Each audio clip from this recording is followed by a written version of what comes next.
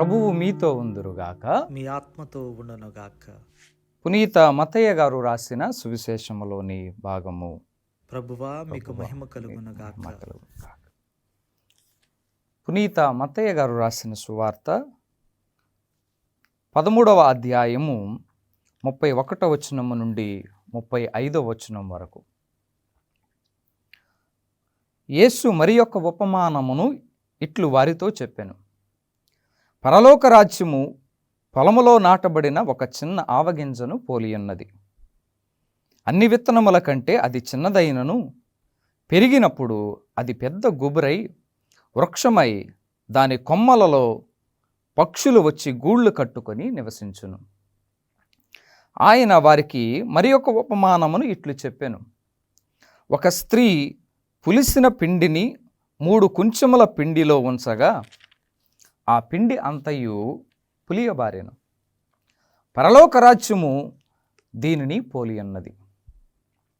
యేసు జనసమూహములకు ఈ విషయములన్నీ ఉపమానములతో బోధించెను.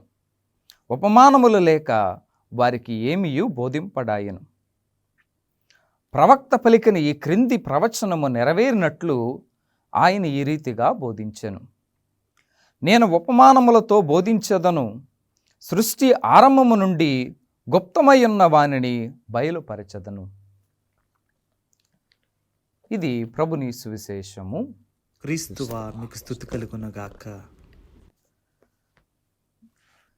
ప్రేమైనటువంటి సహోదరి సహోదరులారా, ఈరోజు తెలియనటువంటి శ్రీ సభ మన ముందు గొప్ప పునీతులను మన ముందు ఉంచుతూ ఉన్నది. పునీత అన్నమ్మ జ్వాక్యము గారు, మరియ తల్లి యొక్క తల్లిదండ్రులు, వీరి గురించి మనం సువార్త గ్రంథ పఠనాలలో మనం ఆలకించకపోయినప్పటికీ, వారి గురించి వ్రాయనప్పటికీ, ప్రియ విశ్వాసులారా, పునీత జెరోము గారి యొక్క సువార్తలో వారి గురించి పొందుపరచడం జరిగింది. అన్నమ్మ జ్వాక్యము గారు మరియ తల్లి యొక్క తల్లిదండ్రులు. ప్రియ విశ్వాసులారా, వీరి జీవితం మనకి ఒక గొప్ప సత్యాన్ని, విశ్వాసాన్ని మనకు నేర్పిస్తూ ఉంది. అది ఏంటి అనంటే, వారు ఇరువురు కూడా విశ్వాసములో ఏ విధంగా ఫలించారు, వారి నిరీక్షణలో ఏ విధంగా ఆనందించారు, యేసు ప్రభు వారిని లోకరక్షకుని ఈ లోకానికి తీసుకొని వచ్చేటువంటి మరియ తల్లిని వారు ఏ విధంగా అన్నమ్మగారు తమ గర్భాన మోశారు అనేటువంటి వాస్తవాలను, సత్యాలను మనం నేర్చుకుంటూ ఉన్నాం ఈ రోజున. అన్నమ్మ జ్వాక్యము గారు వారిరువురు కూడా చక్కనైనటువంటి దంపతులు.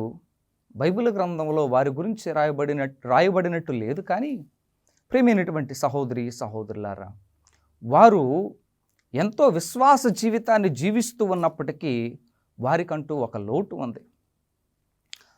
వారి మందలు పెరిగాయి, గొర్రెల మందలు చాలా విస్తృతంగా పెరిగాయి, వారికి సేవకులు ఉన్నారు. అయినప్పటికీ వారికి లేని లోటు ఏంటనంటే సంతానం. వృద్ధాప్యము వరకు కూడా వారికి సంతానం అనేటువంటిది లేదు. అయినప్పటికీ కూడా దేవుని మాటలు గొప్పగా విశ్వసించినటువంటి వారు. పునీత పౌలు గారు రోమీలకు రాసినటువంటి లేఖలో 12వ అధ్యాయము 12వ వచనములో మనం చక్కగా ఆలకిస్తూ ఉంటాం. మీ నిరీక్షణలో ఆనందించండి, కష్టములో ఓర్పు వహించండి, సర్వదా ప్రార్థించండి. ప్రేమైనటువంటి సహోదరి సహోదరులారా, ఈ మాటలను వారు వారి జీవితంలో ఏ విధంగా విశ్వసించి వారు జీవితంలో ఫలించారు అనేటువంటిది, ఈ మాటలు వారిలో నెరవేరినటువంటివి అనేటువంటిది మనం చూస్తూ ఉన్నాం. ఏంటి అనంటే, ప్రేమైనటువంటి సహోదరి సహోదరులారా, యూదుల ఆచారము ప్రకారము ప్రతి సంవత్సరము కూడా జ్వాక్యము గారు తమ మందలో నుంచి ఒక గొర్రె పిల్లను తీసుకొని బలిగా సమర్పించడానికి వెళుతూ ఉండేటువంటి వారు. ప్రతి సంవత్సరము కూడా అర్పిస్తూ ఉన్నప్పటికీ, ప్రార్థిస్తూ ఉన్నప్పటికీ వారికి సంతానం అనేది కలుగలేదు. ప్రేమైనటువంటి సహోదరి సహోదరులారు, ఇక్కడ ఆ ప్రధాన యాజకులు కూడా జ్వాక్యము గారిని వృద్ధాప్యము వరకు కూడా, ఇదిగో నీకు సంతానము లేదు, నీవు శాపగ్రస్తుడు అని ఇదిగో ఆ ప్రధాన అర్చకులు అన్నప్పుడు వారు ఎంతో బాధపడినప్పటికీ దేవుని మీద విశ్వాసం ఉంచారు. ఇక్కడ అన్నమ్మ గారు వారు ప్రార్థన చేస్తూ ఉన్నప్పుడు ఏ విధంగా దేవుడు వారి మొరను ఆలకించి వారికి ఇదిగో మరియ తల్లిని వారి గర్భమున ఇదిగో జన్మించేటువంటి విధంగా చేశారు అని మనం చూస్తూ ఉన్నాం. ప్రియమైనటువంటి సహోదరి సహోదరులారా, ఈ రోజున అనేక మంది అన్నమ్మ గారి యొక్క సభకు చెందినటువంటి కన్యాస్త్రీలు వారి యొక్క పండుగను కొనియాడుతూ ఉండగా, ప్రియమైనటువంటి సహోదరి సహోదరులారా, వారి విశ్వాస జీవితం మనందరికీ కూడా ఆదర్శవంతమైనటువంటిది. వారి వలె ఇదిగో మనం జీవితంలో ఫలించాలి అంటే ఇదిగో మనం కూడా మన నిరీక్షణలో ఆనందించాలి. మనం కూడా ప్రార్థన చేస్తూ ఉంటాం, దేవుడు మన ప్రార్థన ఆలకించలేదే అనుకుంటూ ఉంటాం.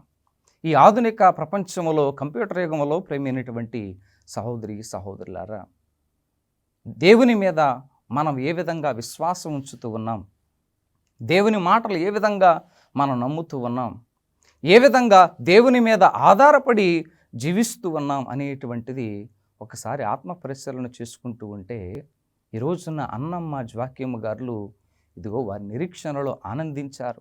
కష్టములలో, అవమానాలలో గొడ్రాలు అని ఆ విధంగానే ఇదిగో జ్వాక్యమ్మ గారిని కూడా ఇదిగో అవమానించినప్పుడు వారు నిరీక్షణలో ఆనందించారు. కష్టములలో ఓర్పు వహించారు ప్రియమైనటువంటి సహోదరి సహోదరులారు. అలాంటి విశ్వాసము మనలో కూడా ఉండాలి. అలాంటి పట్టుదల అనేటువంటిది మనలో కూడా ఉండాలి. అలాంటి నిరీక్షణ అనేటువంటిది మనలో కూడా ఉండాలి. అప్పుడు మనం కూడా వారిలాగా గొప్పవారం అవుతూ ఉంటాం, దీవించబడుతూ ఉంటాం, ఆశీర్వదించబడుతూ ఉంటాం ప్రేమైనటువంటి సహోదరి సహోదరులారా. అలాగే ఈ రోజున దివ్య గ్రంథ పఠనం మనందరికీ కూడా తెలియజేసేటువంటిది, ఇదిగో యేసు ప్రభు వారు ఉపమానాల రీతిగా బోధిస్తూ ఉన్నారు. ఉపమానాలు లేక ఏ విధంగా కూడా నేను బోధించలేదు అని చెప్పి యేసు జనసమూహములకు ఈ విషయములన్నీ ఉపమానములతో బోధించెను. ఉపమానములు లేక వారికి ఏమీ బోధింపడాయను. సామాన్యమైనటువంటి ప్రజలకు అర్థమయ్యేటువంటి రీతిగా యేసు ప్రభువారు పరలోక రాజ్య పరమరహస్యాలను బోధిస్తూ ఉన్నారు. ఆ పరలోక రాజ్యం అనేటువంటిది ఏ విధంగా ప్రారంభమైంది అనంటే, యేసు ప్రభువారి ద్వారా ఒక చిన్న ఆవగింజలాగా ప్రారంభమైంది. అన్ని గింజలన్నిటిలో కల్లా చిన్నదైనటువంటిది ఆవగింజ.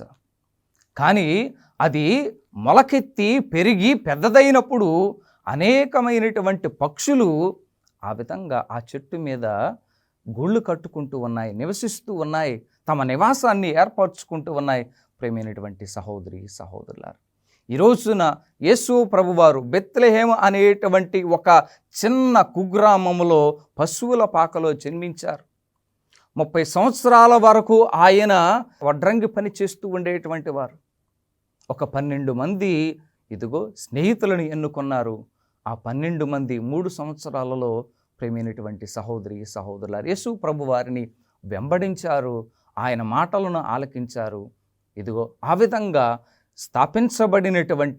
ప్రారంభించబడినటువంటి పరలోక రాజ్యము, దేవుని రాజ్యము ఇదిగో ఈ రోజున ఈ విధంగా విస్తరిల్లుతూ ఉంది. అనేక రంగాలలో యేసు ప్రభు వారిని నమ్ముకొని ఫలించినటువంటి వారు, గూళ్ళు కట్టుకున్నటువంటి వారు, ప్రభు యొక్క రాజ్యాన్ని విస్తరింప చేయటములో సహకరించినటువంటి వారు అనేక మంది ప్రేమైనటువంటి సహోదరి సహోదరులారు. మనం ఈ రోజున దేవుని వాక్యము ఏ విధంగా ఆలకిస్తూ ఉన్నాం, పరలోక రాజ్య పౌరులుగా జీవించటానికి మనం ఏ విధంగా జీవిస్తూ ఉన్నామనేటువంటిది ఈ రోజున మనందరం కూడా ఆత్మ పరిశీలన చేసుకోవాలి. యేసు ప్రభువారి ద్వారా ప్రారంభించబడినటువంటి పరలోక రాజ్యము, దేవుని యొక్క వాక్యము, దేవుని యొక్క సువార్త ఏ విధంగా ఈ రోజున ఫలిస్తూ ఉంది. గత కొన్ని రోజులుగా మనమందరం కూడా యేసు ప్రభువారి యొక్క మాటలలో పరలోక రాజ్యాన్ని గురించి, ఉపమానాలను గురించి బోధిస్తూ ఉన్నారు, తెలుసుకుంటూ ఉన్నాం మనందరం కూడా. ప్రియమైనటువంటి సహోదరి సహోదరులారా, ఇదిగో పరలోక రాజ్యము ఇంకా ఏ విధంగా ఉంది అంటూ ఉన్నారు. పులిసిన పిండి పిండిలాగా ఉంది. ప్రియమైనటువంటి సహోదరి సహోదరులారా, ఒక స్త్రీ 3 కుంచెముల పిండిలో, పులిసిన పిండిని 3 కుంచెముల పిండిలో ఉంచగా ఆ పిండి అంతయు పులియబారేను. పరలోక రాజ్యము దీనిని పోలి ఉన్నది.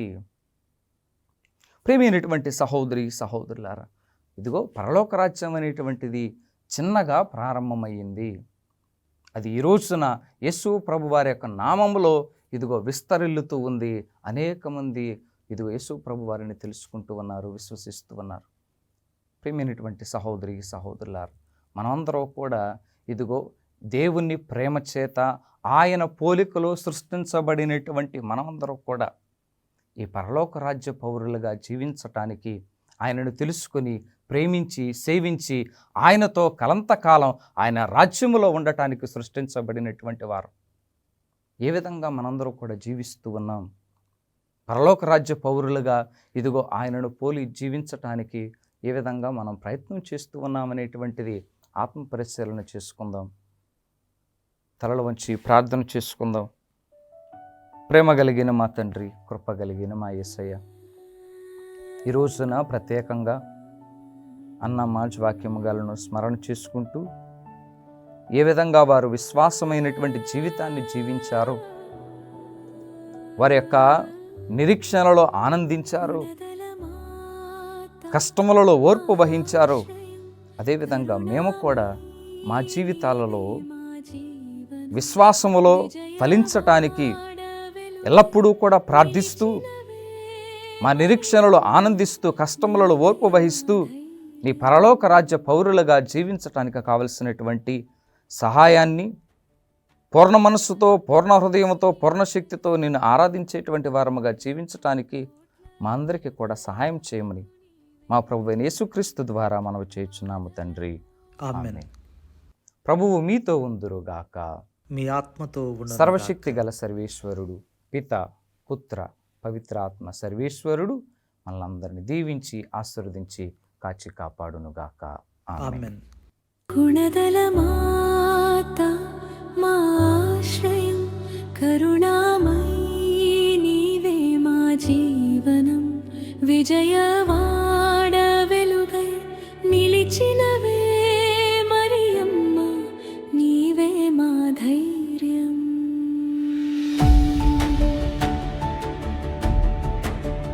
కొండపై వెలసిన పవిత్ర రూపం, కోట్ల హృదయ